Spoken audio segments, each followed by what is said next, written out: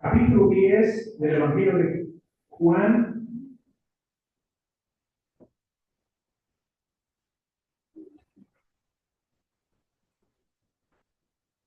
Y si usted se puede poner de pie en señal de reverencia, porque vamos a leer la bendita y gloriosa palabra del Señor.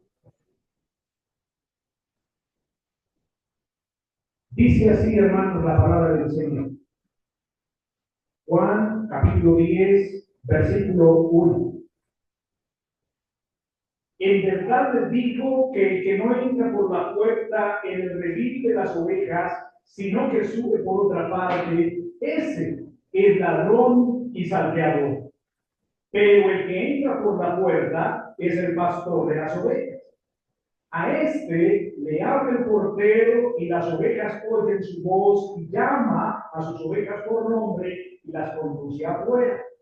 Cuando saca todas las suyas, va delante de ellas y las ovejas lo siguen porque conocen su voz, pero a un desconocido no seguirán, sino que irán de él porque no conocen la voz de los extraños.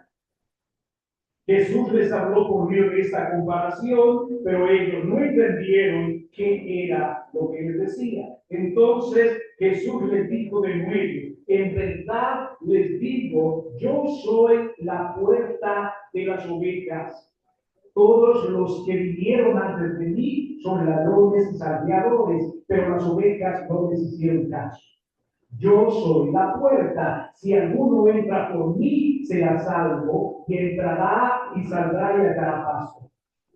El ladrón solo viene para robar, matar y destruir. Yo he venido para que tengan vida y para que la tengan en abundancia. Yo soy el buen pastor. El buen pastor da su vida por las ovejas, pero el que es un asalariado y no un pastor, que no es el dueño de las ovejas, debe ir al lobo, abandona las ovejas y huye. Entonces el lobo las arrebata y las dispersa. El asalariado huye porque solo trabaja por el pago y no le importan las ovejas. Yo soy el buen pastor y conozco mis ovejas y ellas me conocen. Al igual que el Padre me conoce y yo conozco al Padre y doy mi vida por las ovejas. Tengo otras ovejas que no son de este redil. A ese también yo debo traerlas y oirán mi voz y será mi rebaño con un solo pastor. Por eso el Padre me ama, porque yo doy mi vida para tomarla de nuevo. Nadie me la quita, sino que yo la doy de mi propia voluntad. Tengo autoridad para darla y tengo autoridad para tomarla de nuevo. Este mandamiento recibí de mi Padre. Volvió a surgir una división entre los judíos por estas palabras y muchos de ellos decían: ¿quién demonio? Y está loco. ¿Por qué le hacen caso? Y otros decían: estas no son palabras de un demoniado. ¿Puede acaso un demonio abrir los ojos de los ciegos? Y en esos días se celebraba en Jerusalén la fiesta de la dedicación.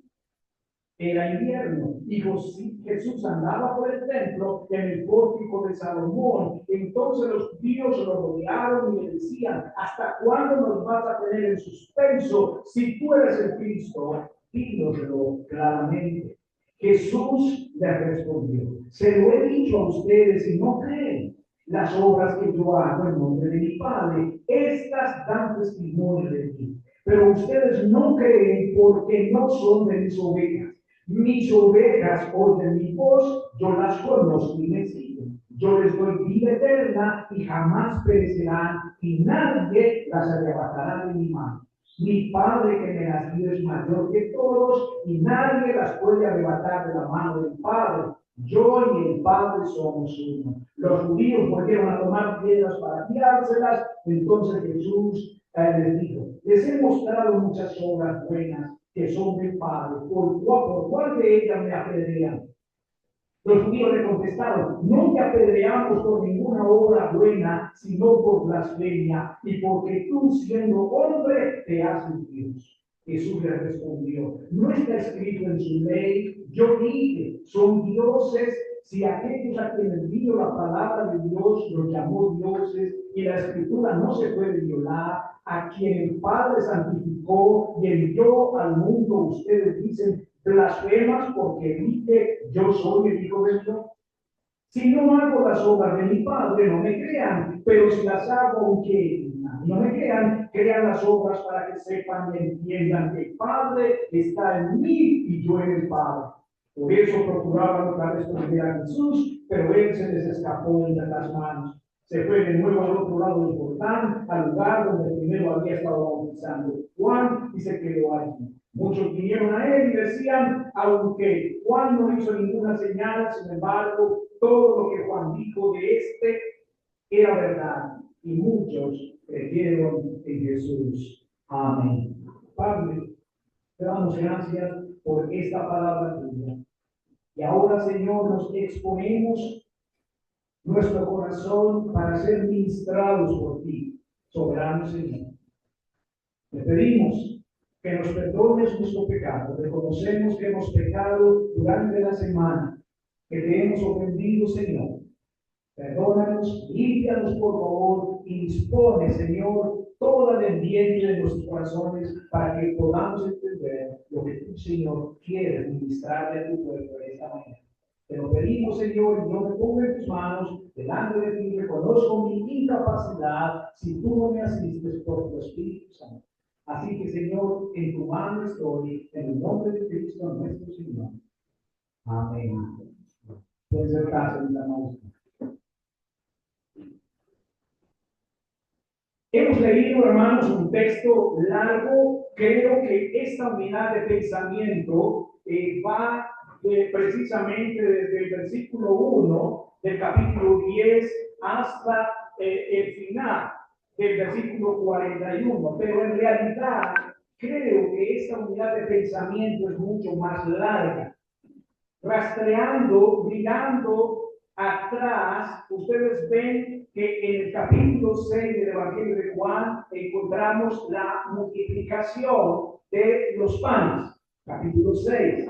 Y a raíz de la multiplicación de los panes, el Señor, la alimentación de esta cantidad, la alimentación de los 5,000, o más bien con sus familias, con sus hijos y mujeres, el Señor presenta una máxima que es: yo soy el pan.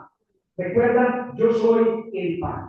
En el capítulo 7, mis hermanos, vemos la fiesta de los panes, la fiesta que hacían los judíos, como nos dice aquí en el capítulo 7, versículo 2. ¿Cierto? Y allí, ¿se acuerdan ustedes que los hermanos de Jesús le plantean a él que ninguno que se está queriendo dar a conocer, pues permanece oculto, que vaya a Jerusalén y que se dé a conocer? El Señor les dice, yo no voy a esa fiesta, pero finalmente el Señor termina yendo a la fiesta. Entonces, mis hermanos, en el capítulo 7, en la predicación del Señor, precisamente allá en el templo, el Señor presenta otra máxima. Él dijo: si alguno tiene sed, venga a mí y beba. Noten la relación. Capítulo 6, él plantea: yo soy el pan. En capítulo 7, si alguno tiene sed, venga a mí y beba. Noten usted la relación que está haciendo aquí. En el capítulo 8 y capítulo 9 tenemos otro escenario. En el capítulo 8 vemos la presentación que le hacen de la mujer cogida en adulterio. Capítulo 8. La mujer cogida en adulterio. Y en esta enseñanza, cuando el Señor la perdona, vete y no peques más, el Señor presenta otra máxima en el versículo 12, capítulo 8, versículo 12. La otra máxima es: yo soy la luz del mundo. Yo soy la luz del mundo. En el capítulo 9 tenemos a este hombre que el Señor sana, al ciego de nacimiento, ¿cierto? 8 y 9, entonces, en el 9, otra vez el Señor vuelve a mencionar: yo soy la luz del mundo. Entonces, noten hasta el momento las máximas que el Señor nos ha mostrado y que Juan las relata de una manera muy compleja. Yo soy el pan.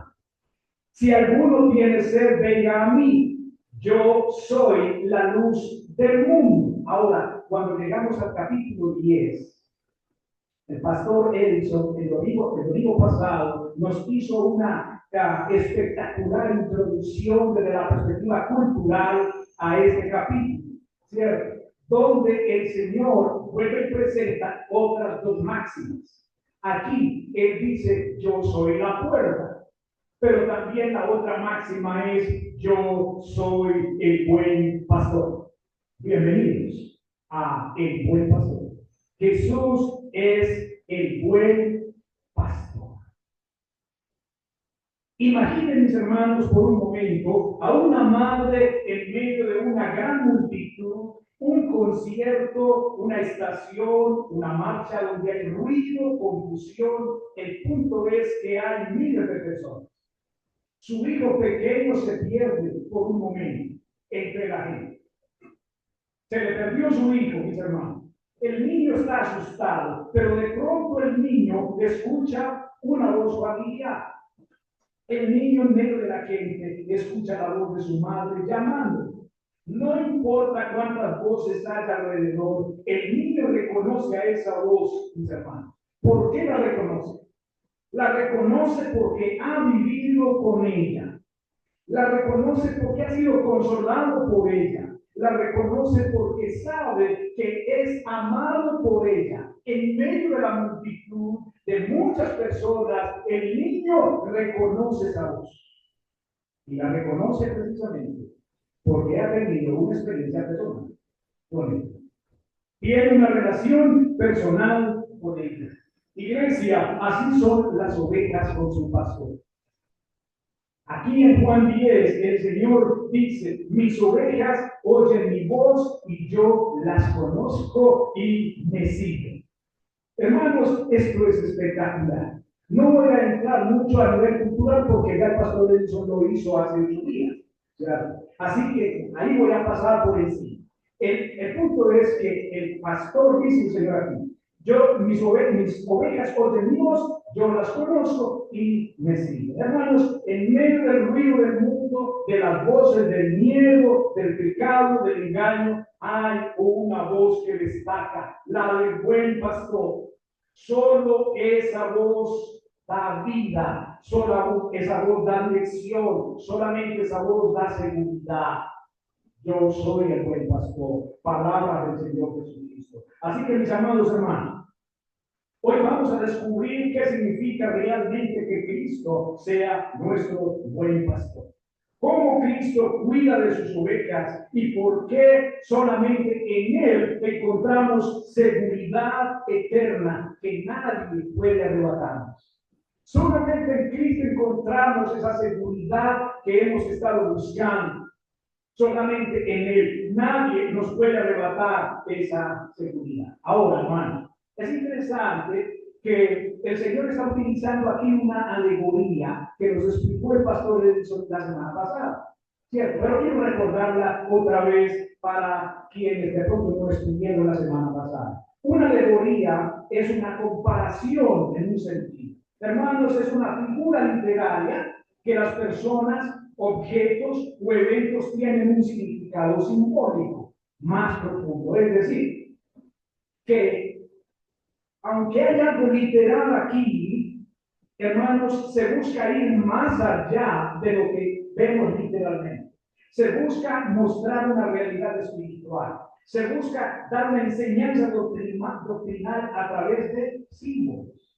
Así que el Señor utiliza aquí una preciosa y espectacular alegoría con la cual la población judía del momento estaba familiarizada, utilizando entonces varios símbolos que vemos en el texto. ¿Cuáles son esos símbolos? Bien, versículos 7 y 9 nos encontramos la puerta, que ya lo vimos el domingo pasado. Versículos 16 nos encontramos al redil, el redil que es un lugar donde se guardan las ovejas. ¿Ya? El redil nos encontramos en los versículos 4, 8, 11, 14, 16, 26 y 27. Nos encontramos las ovejas. Miren ustedes el énfasis que Juan hace en el capítulo 10 respecto a la oveja, ¿cierto? Que tiene tantos versículos que mencionan la oveja. 4, 8, 11, 14, 16, 26 y 27. En otro símbolo que vemos entonces aquí es al pastor, ¿cierto? El pastor, al buen pastor. Hermanos, lo vemos, versículos 2, 11 y 14. El buen pastor. Y, como no podía faltar, en el versículo 16 nos encontramos al rebaño. El rebaño. Espero que me esté siguiendo ahí en la escritura. Entonces, tenemos la puerta, tenemos el redil, tenemos las ovejas, tenemos al pastor, en este caso es el buen pastor, que es el Señor Jesucristo, tenemos al rebaño, o sea, todo el grupo de los salvados, versículo 16. Ahora, hermanos, es importante ver entonces la relación rebaño-pastor para poder entender bien de por qué el Señor está hablando en estos términos.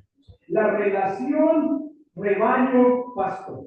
El término rebaño, hermanos, se refiere a un hato de ovejas o a un hato de ganado que va de 20 cabezas hasta más de 500 cabezas como tal. Este hato de ganado lo vemos mezclado en Mateo capítulo 25 y versículo 32. Allí, hermanos, se trata de un hato que está mezclado, como les digo. Ese tipo de hatos era muy común en la antigua Palestina. Así que, hermanos, las ovejas y las cabras comen juntas, pasen juntas, es decir, se alimentan, están juntas, las ovejas y las cabras. Son de especies diferentes, pero en la noche las cabras y las ovejas son separadas. ¿Por qué son separadas? Porque resulta que las cabras son más susceptibles al frío. ¿Ya? Entonces, en la noche de verano, varios pastores se reúnen junto con sus rebaños y velan por ellos a campo abierto. Recuerdan que el Señor dice más adelante, las mías escuchan mi voz y me siguen, las mías. Entonces el Señor está haciendo referencia a los pastores que se juntan y guardan sus ovejas en el mismo redil, en el mismo lugar, en la misma cueva para protegerlas. Entonces el Señor dice, las mías, y el pastor de nos hacía énfasis en que tienen sus nombres. El pastor les asignaba nombres, ¿cierto? Entonces, claro, él las llama por su nombre y ellas están atentas al nombre.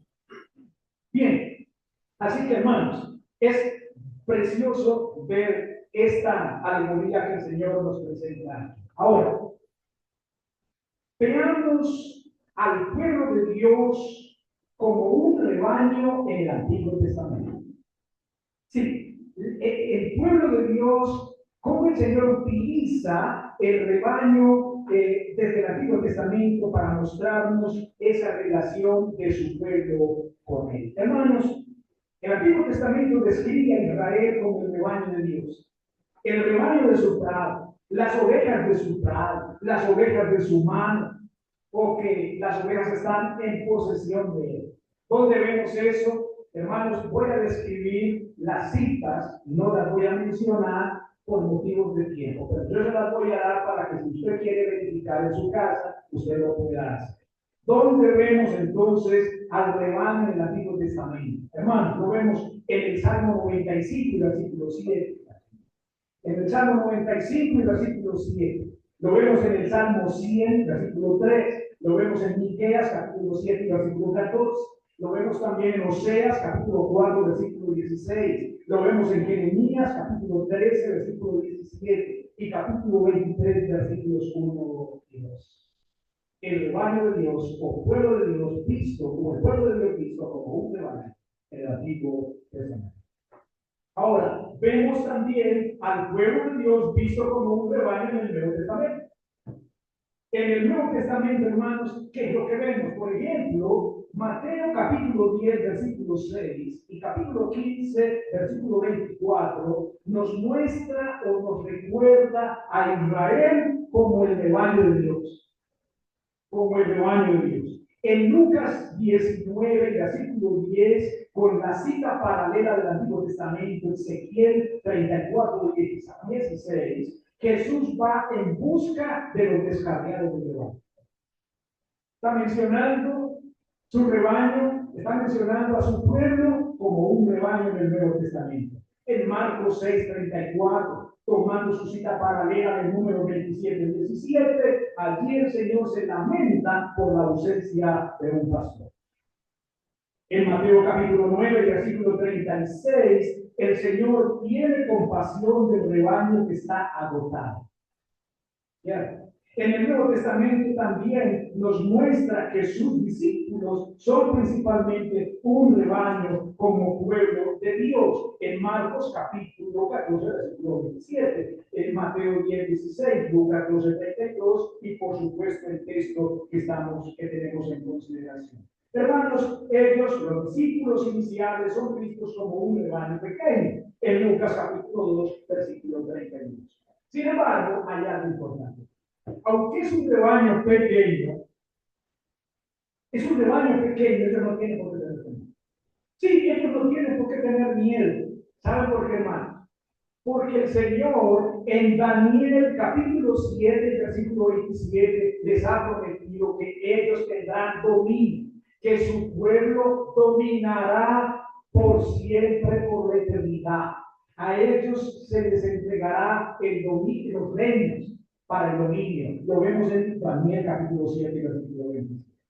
También vemos, hermanos, que las amenazas contra el rebaño, según el Señor, provienen de lobos que están tanto afuera, como dice Mateo 16, también como por lobos que están dentro en Mateo 7:15. Hermanos, el rebaño se dispersará, pero después se volverá a reunir. ¿Dónde lo vemos? En Marcos 14:27.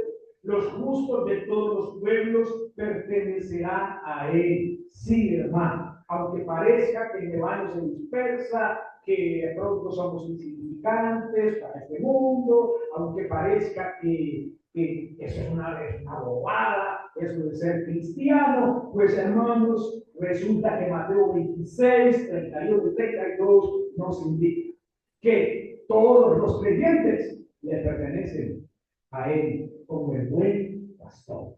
Sí, todos le pertenecemos. Hermanos, en Juan 10:26, solo creerán los que son de sus ovejas.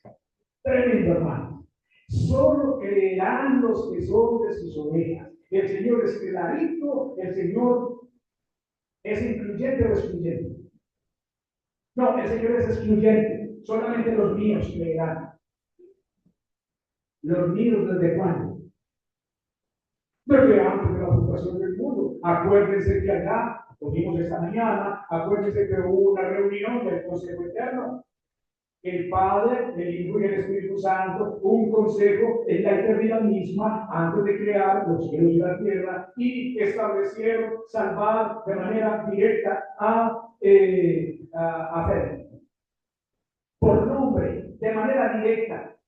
De manera directa, la segunda persona de la Trinidad, el Señor Jesucristo, va a ir al mundo, va a nacer como un niño, va a ir a la cruz por los pecados de Fernanda. Así, por nombre, de Fernanda, por cada uno de nosotros. No fue una masa ahí. Vamos a ver quiénes entran ahí. Vamos a salvar a unos cuantos. Vamos a ver quiénes entran ahí. No, por Marisol, por Oscar, por Amparo, etcétera, etcétera. Por nombre.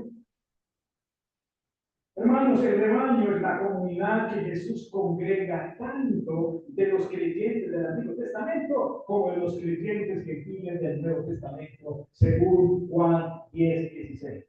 También tengo otras ovejas que no son de este redil. A estas también debo traer. Y habrá un rebaño, y habrá un pastor. Es decir, va a haber un solo rebaño. tanto los santos del Antiguo Testamento como los santos del Nuevo Testamento de los gentiles. Un solo rebaño, un solo pastor.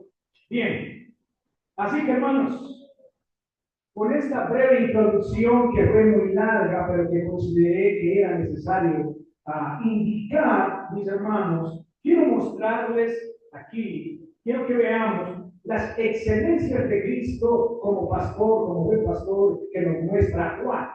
Las excelencias de Cristo que nos muestran otros libros del Nuevo Testamento y las excelencias de Cristo que nos muestra el Antiguo Testamento como buen pastor. Jesús es el buen pastor. Ahora que coloque su mirada y sígame por favor en el capítulo 10, pero coloque su mirada en el versículo 11. Y ahí nos vamos a quedar. Versículo 11.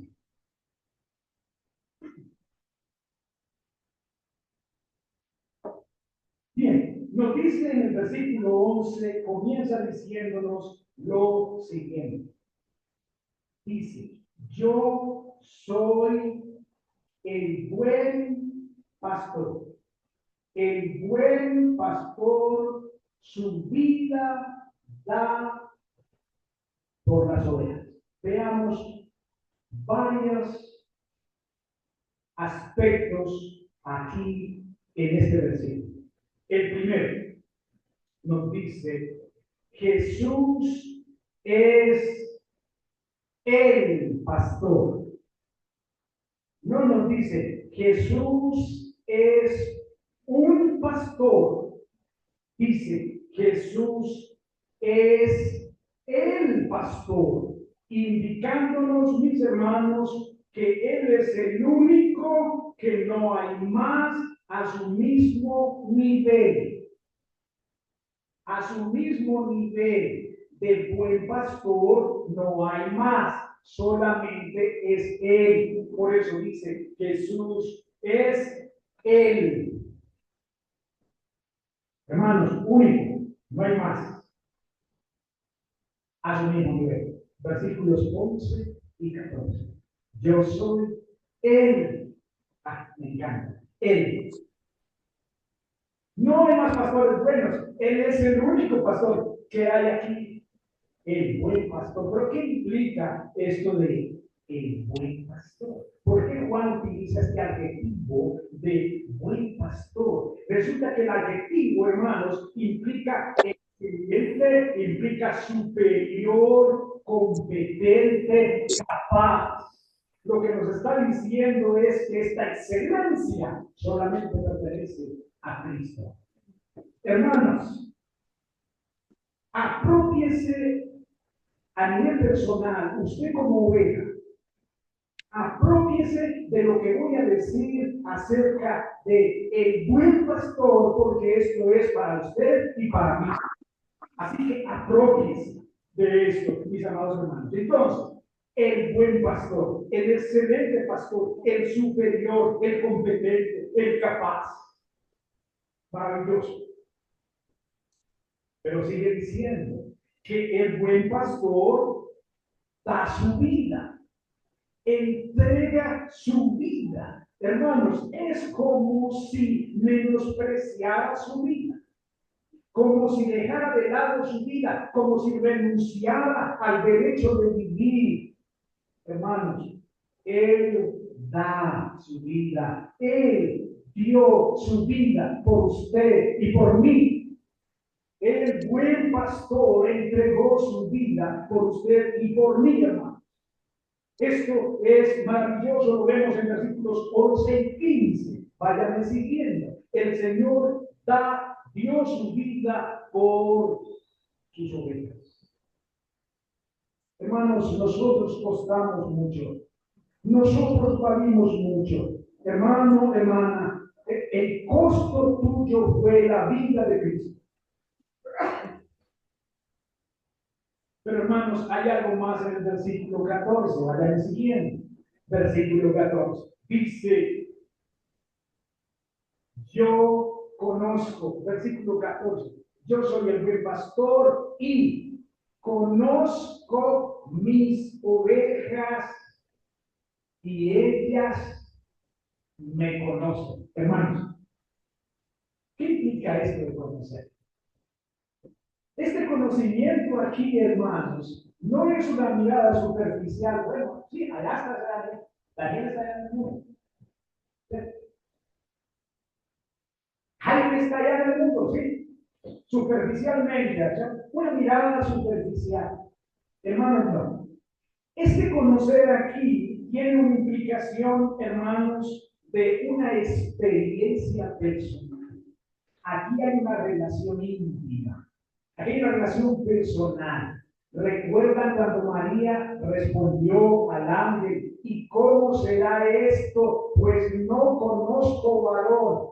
¿Recuerdan el texto? No conozco varón. ¿Ella a qué se estaba refiriendo? ¿A que no había visto a un hombre jamás en su vida o a que no había tenido una relación personal íntima con un varón? A la segunda, ella no había tenido una relación sexual, por eso ella se sorprendió al decir, bueno, voy a ser la madre de mi Señor, voy a ser la madre de este niño, pero ¿cómo será esto si yo no he tenido una relación sexual? Hermanos, se estaba refiriendo al conocer, a esa intimidad, a esa relación personal. Hermanos, ese es el tipo de conocer que aparece aquí. Yo conozco. Yo tengo una relación personal, una experiencia personal de primera mano con mis ovejas. Hermano, ¿te imaginas eso? Una relación personal íntima de primera mano con el buen pastor. Hermanos, no hemos sido abandonados. Nos dice en el versículo 14, conozco mis ovejas, hermanos. El verbo utiliza un pronombre posesivo para decir mis ovejas. Son mías. Hermanos, son mías. Usted y yo le pertenecemos al buen pastor.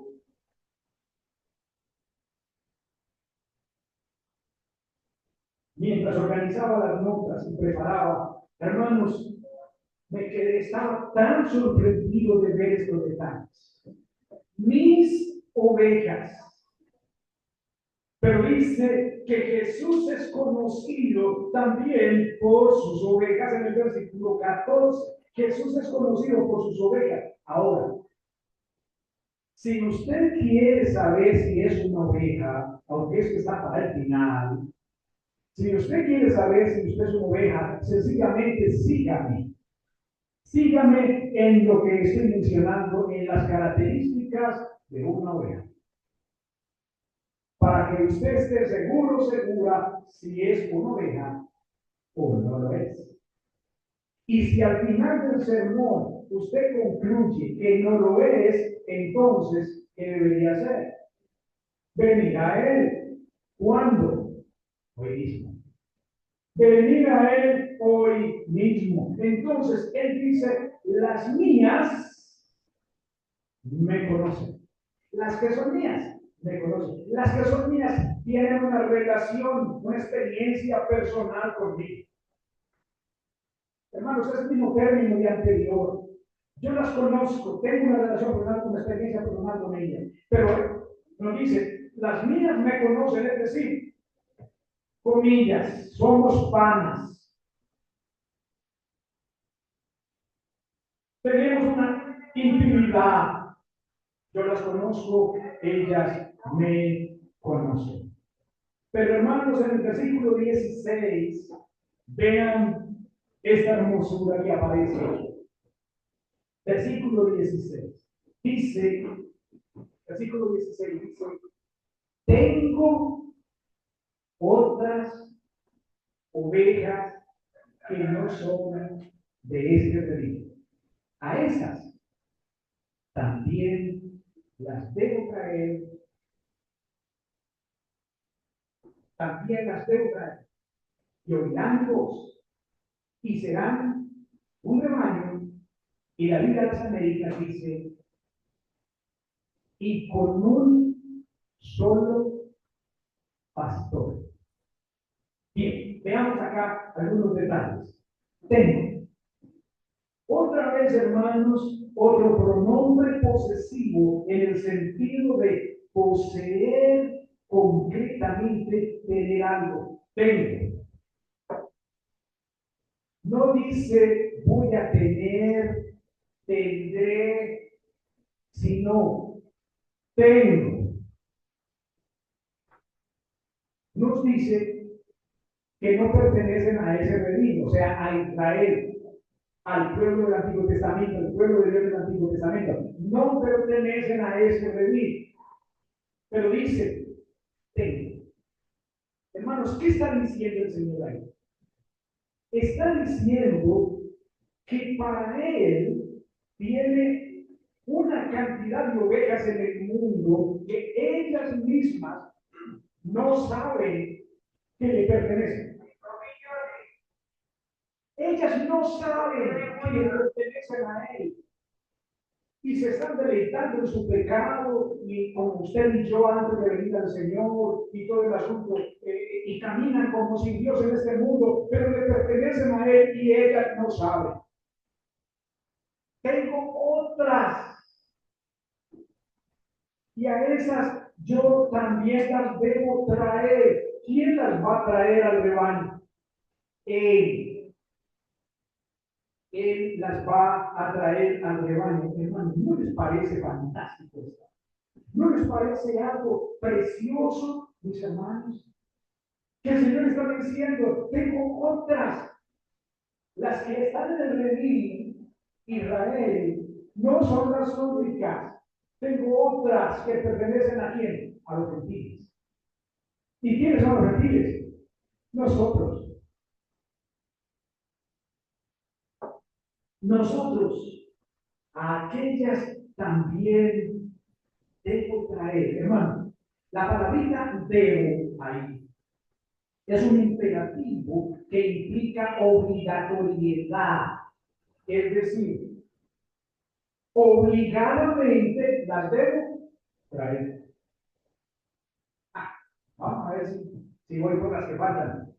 Vamos a ver si las hago. No. Está diciendo, las tengo que traer. Las tengo que traer. A esas también debo traer.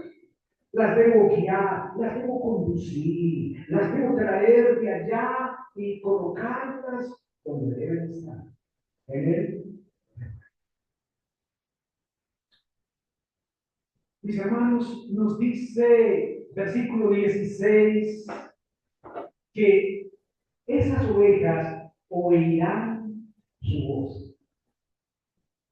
Oirán, prestarán atención, responderán a la voz cuando Él les hable. ¿Por qué prestarán atención? ¿Por qué oirán? Porque son sus ovejas. En el mismo texto nos vamos a dar cuenta por qué no lo oyen otras personas. ¿Por qué no lo escuchan? ¿Por qué no lo oyen? Porque no son sus ovejas. Las que son de Él oirán su voz. Véanlo claro, pues el versículo 16. Dice, tengo las ovejas que no son de mí, a esas también yo debo traer, y oirán mi voz. Oirán mi voz. Hermanos, ese oír no es de oídas ahí simplemente. Sí, hay que predicar y ya. Eso de ser cristiano es para los viejitos. No lo va a prestar atención. No, hermanos, dice, oirán. La palabra oír ahí es prestar atención para responder. Prestar atención para responder. Y puede ser que usted se deleitó en el pecado, que de pronto usted se alejó, que de pronto usted se fue. En fin, puede ser que hayan pasado muchas cosas, pero déjenme decir una cosa. Allá donde usted estuvo era una oveja. Allá donde usted estuvo era una oveja. Y saben una cosa, hermanos. Cuando el Señor toque su corazón, usted no se va a poder resistir. Aquí dice, oirán mi voz. Esto es hermoso. Oirán mi voz, usted no se va a poder resistir, hermano. Usted va a volver. ¿Por qué va a volver? Porque es una oveja. Porque es una oveja. Usted va a volver porque es una oveja. Aquí dice, oirán mi voz. Habrá un rebaño. Hermoso. Miren que el Señor dice aquí, en el versículo 16, dice, serán un rebaño. Miren el término gramatical que el Señor está utilizando en español. Habrá un rebaño. Tiempo futuro. ¿Por qué el Señor está diciendo habrá? ¿Por qué no dice y hay un rebaño? Sino habrá. ¿Por qué, hermano? Porque en ese momento el rebaño no está completado todavía. Físicamente hablando, no está completado todavía. Él sí sabe cuántos y cuáles son. ¿Desde cuándo? Desde antes de la creación del mundo. En ese momento, físicamente, es un proyecto. Habrá, por eso las debe traer. Y juntará un solo rebaño. Entre los santos del Antiguo Testamento y los santos del Nuevo Testamento. Habrá un rebaño y ese rebaño tendrá un pastor. No cualquier pastor. ¿Cuál pastor? Al buen pastor. ¿Y quién es el buen pastor? Cristo nuestro Señor. Él es el buen pastor. Así que mis hermanos, nos dice en el versículo 26, interesante, yo me fui para el versículo 26, no lo quise dejar de lado, porque consideré que la sesión es completa. Y parece que el Señor, hermanos, aunque en el versículo 19, pues Juan nos relata que hubo una división entre ellos, versículo 22 nos habla de que en esos días se celebraba una fiesta, la fiesta de la dedicación. Yo veo que en el versículo 25 el tema se retoma otra vez. Entonces pensé, no puedo dejar esto cortado. El tema se retoma en el 25 y el Señor vuelve nuevamente sobre el tema de las ovejas. Por eso me fui hasta allá. Así que observen, mis hermanos, que en el versículo 26 dice, 25 dice, se los he dicho a ustedes y no creen las obras que yo hago en el nombre de mi Padre. Estas dan testimonio de mí, pero ustedes no creen. ¿Por qué ustedes no creen? Porque no son de mis obras. Impresionante. No le quite ni le ponga la palabra de Dios. Por eso es que no creen. Por eso es que no oyen a Cristo. Porque no son de sus ovejas. Y ellas lo son. Va a haber un momento en que ¿qué? En que lo oirán. No se podrán resistir. Porque son. Acuérdense que digo, tengo otras. Tengo otras. ¿Cierto? Así que en su momento le van a oír. Pero el Señor aquí les está diciendo a los líderes religiosos que esa es la población que tiene aquí, los líderes religiosos de su época. Ustedes no creen, ¿por qué? Porque ustedes no me pertenecen. Porque ustedes no son de mis ovejas, dice el Señor aquí claramente. Bien, no son de mis ovejas, como se los he dicho en el versículo 26. Hermanos, nos dice en el versículo 27, nos vuelve a decir mis ovejas, oye Dios, las que son mías, oye Dios. Sí está comparando el desafío que le dice de saber si es o no es una oveja, espero que le esté aplicando. Porque aquí, usted se da cuenta, mis ovejas oyen mi voz, como oyen mi voz, entonces, como consecuencia, yo las conozco, tenemos una experiencia personal, ¿y qué más? Y me siguen. No las tengo que presionar, no las tengo que forzar, empujar. Ay, ¿verdad? Mañana voy a estar hablando del buen pastor, que no se quede en la casa, venga tú. No, no, no, dice, escucharán mi voz y me siguen. No las tengo que obligar, no las tengo que ir a traer con un lazo. No, ellas me siguen. Dice, y yo les doy vida eterna. Hermanos, amados, yo les doy vida eterna, pero miren lo que sigue. Jamás perecerán. Jamás perecerán. Nadie las arrebatará de mi mano. Mi Padre que me las dio es mayor que todos y nadie las puede arrebatar de la mano del Padre. Yo y el Padre somos uno. Hermanos, miren todo lo que vemos acá en estos últimos versículos. Bien, Él conoce a sus ovejas le siguen, sus ovejas, Él les da vida eterna, una vida que continúa para siempre y para siempre y para siempre. Esté conmigo en el versículo 28. Una vida que jamás terminará. Yo les doy vida eterna, hermano, hermana. Tú le perteneces a Cristo hoy, pero no será solo temporal. No será solo por esa época que vives en la tierra. No, mis amados hermanos, nos dice el texto que la vida que nos ha dado es una vida que continúa para siempre. Tú y yo podemos cerrar nuestros ojos aquí por medio de la muerte física. La iglesia nos dará la sepultura y todo el asunto. Pero ¿qué sucederá, mis amados hermanos? Tú habrás ido para estar con quién? Con Cristo Jesús. Porque la vida que Él te ha dado, que te ha impartido, es una vida indefinida, es una vida para siempre. Es una vida por la eternidad. Hermanos, esta vida no es una vida física exclusivamente del cuerpo como tal. Esta vida es para siempre. Es una relación personal. Hermano, hermana, la relación que tú tienes con Cristo como tu pastor hoy es una vida para siempre. Es una relación para siempre. Así como si Él no es tu buen pastor, tendrás una vida separada de Él para siempre. Para siempre. Porque eso es lo que significa vida eterna.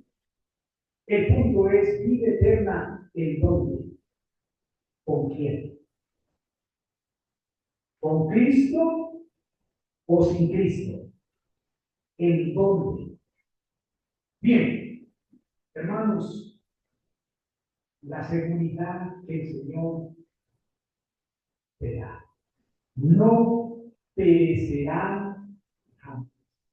La palabra perecer aquí, la palabra griega utilizada, tiene una implicación en castellano de no ser destruido o aniquilado totalmente, morir eternamente. Hermanos, está diciendo, no perecerás, no serás aniquilado, no serás destruido jamás.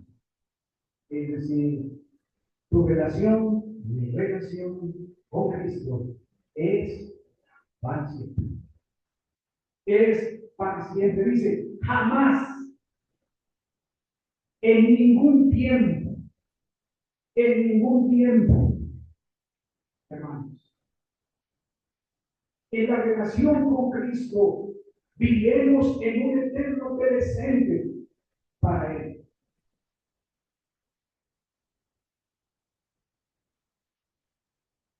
No perecerán jamás. Y Juan nos introduce tres detalles al final, tres detalles argumentativos del por qué no pereceremos jamás. Tres detalles argumentativos. Mira el primero, dice, 28 dice, yo les doy vida eterna, jamás perecerán. En el 28 dice, y nadie las arrebatará de mi mano. Primer argumento que nos muestra la seguridad, hermanos. Es la oveja, tú como oveja estás en manos de Jesús. ¿Quién te puede arrebatar de la mano de Jesús? ¿Quién? del buen pastor, ¿quién te puede quitar de ahí? Nadie. Segundo argumento, dice, mi Padre que me las dio es mayor que todos y nadie las puede arrebatar de la mano del Padre. Aleluya. Segundo argumento, ¿quién te puede quitar de la mano de Cristo como el buen pastor? ¿Quién te puede quitar de la mano del Padre? ¿Quién? Y en tercer lugar, tercer argumento, hermanos, mire lo que dice, yo y el Padre somos uno. ¿Te das cuenta? Tres argumentos de seguridad. Estamos en manos del Hijo, estamos en manos del Padre y estamos en manos de la Trinidad. Estamos en manos de la divinidad. Yo y el Padre uno somos. Desde luego, y el Espíritu Santo también.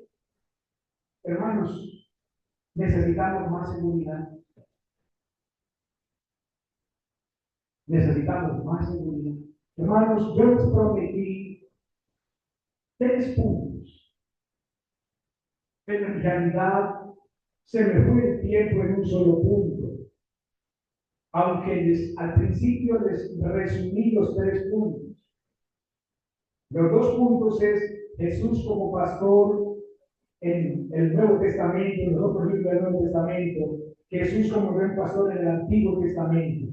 Lo voy a mencionar rápido, pero básicamente usted va a poder identificar, mis hermanos, el núcleo concreto que hay en Juan capítulo 10. Quiero mencionar entonces rápidamente las excelencias de Cristo como pastor en el Nuevo Testamento. Por ejemplo, en Hebreos 13:20 nos dice que el Dios de paz que resucitó de los muertos a Jesús nuestro Señor, el gran pastor de las ovejas mediante la sangre del pacto eterno.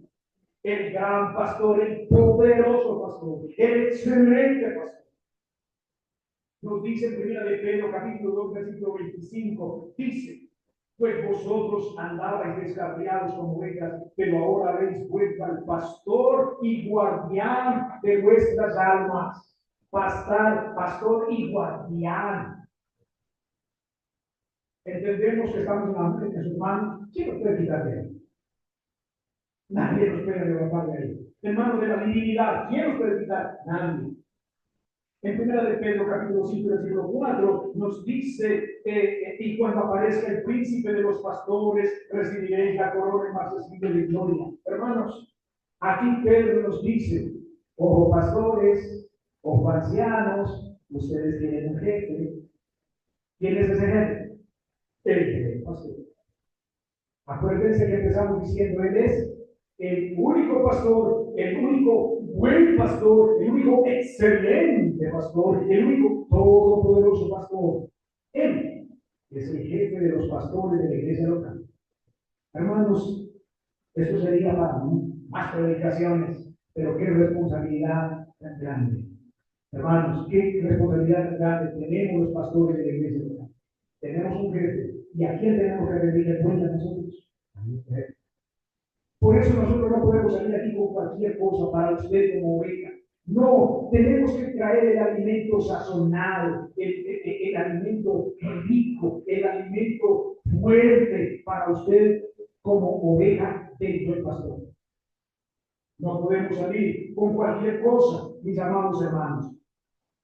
Jesús es nuestro pastor para siempre. En Apocalipsis 7:17 dice, pues el Cordero en medio del trono los pastoreará, no del tiempo futuro, los pastoreará y los guiará a manantiales de agua de vida. Dios enjugará toda lágrima de sus ojos. Estamos ahí en Apocalipsis. Amados hermanos, Él será nuestro pastor por las edades y edades y edades para siempre. Bien, en las excelencias de Cristo como pastor, ¿recuerdan al Salmo 23:1? ¿Recuerdan lo que dice David? El Señor es mi pastor y nada me faltará. Y le preguntaba yo a David, David, ¿por qué no te falta nada? Entonces él me dijo, es que yo soy un pastor de ovejas y yo sé lo que necesitan las ovejas. Yo sé que las ovejas necesitan dónde estar, necesitan estar seguras, necesitan alimento, necesitan agua, necesitan ser protegidas. Por eso el Señor es mi buen pastor y por eso nada me va a faltar. En Isaías 40:11, Ezequiel 34:11, tenemos al buen pastor del Antiguo Testamento. Conclusiones, hermanos. Conclusiones. ¿Cómo saber si eres una oveja, un creyente en Cristo según la Biblia? Estas son las características que se deben tener. Número uno, la oveja escucha la voz de su pastor, pero no la de los extraños. Juan 10:3-5. Primera característica. Segunda, la oveja sigue al pastor, pero se aparta de los extraños. Juan 10:4-5. Segunda característica. Tercera, la oveja es oveja porque entró por la puerta. ¿Quién es la puerta? Él. Yo soy la puerta. La oveja colocó su fe genuina en Cristo Jesús, mis amados hermanos. Entonces la oveja es salva. Ella entra y sale, encuentra pasto y tiene vida abundante. Me quedé pensando, vida abundante, ¿qué significa esto de tener vida abundante? Hermanos, si Él es el dueño de la creación, si Él lo creó todo, y dice aquí claramente en el versículo 11, dice que no es dueño de las ovejas, versículo 11 dice, el buen pastor su vida da por las ovejas. Versículo 28, vida abundante. Me perdí. Hermanos, vida abundante. ¿Qué es eso de vida abundante? Escasez. Hermanos, no. Escasez en nada. En nada. Porque Él es el creador y todo lo bueno que existe debajo de este mundo, debajo del cielo, todo bueno, toda buena dádiva y todo don perfecto, según Santiago, proviene de dónde? Del Padre de las luces. Hermano, te presento el principio de la prosperidad. ¿Quién es el principio de la prosperidad? El buen pastor, Cristo Jesús. ¿Quieres tener abundancia? ¿Quieres tener prosperidad en todo? Ojo, en todo es todo. Cristo es el mismo.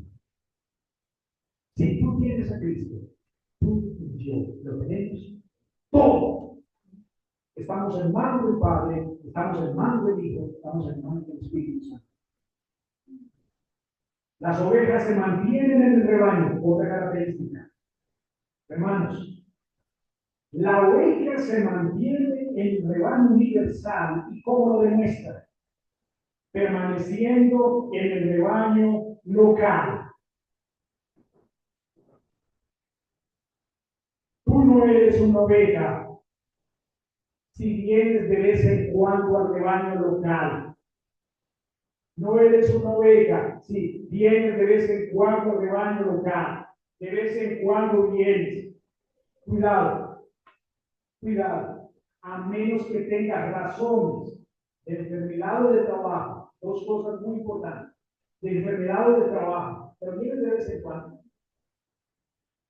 Vienes de vez en cuando. Comienza a cuestionar si eres o no eres oveja. Porque aquí dice claramente, versículo 16, tengo otras ovejas que no son de este redil, a ellas también debemos traer, oirán mi voz y serán un rebaño con un solo pastor. Con un solo pastor. Por último, la oveja depende absolutamente de su pastor. Depende absolutamente de su pastor. Mi Padre que me nació es mayor que todos y nadie las puede arrebatar de la mano del Padre. Yo y el Padre somos uno. Hermanos, qué maravilla poder entender. Yo espero que tú hayas entendido si eres una oveja o no eres una oveja. ¿Qué debe hacer la iglesia entonces, hermanos? Confiemos en la voz de Cristo por encima de los ruidos del mundo. Versículo 27. Reconozcamos en todo momento el cuidado sacrificial de Jesús. Versículo 11. Rechacemos a los falsos pastores y líderes. Versículos 12 y 13. Descansemos en la seguridad eterna de la salvación. Versículos 28 y 29. Vivamos en unidad con el rebaño universal de Dios. Según el versículo 16. Señor, te damos gracias por tu palabra. Te alabamos y exaltamos en tu nombre. Señor, gracias te doy por este rebaño que te pertenece. Gracias por tus ovejas, Señor. Ellas oyen tu voz y te siguen, Señor. Gracias, Señor, por el privilegio de estar aquí en medio de este rebaño, pero qué responsabilidad tan grande, Señor, en la cual yo te pido, Señor, por nosotros los pastores de la iglesia. Ayúdanos, por favor, a depender de ti en todo momento para dar a la iglesia, para dar al rebaño el alimento que tú quieres darle a tus ovejas. En el nombre de Cristo Jesús.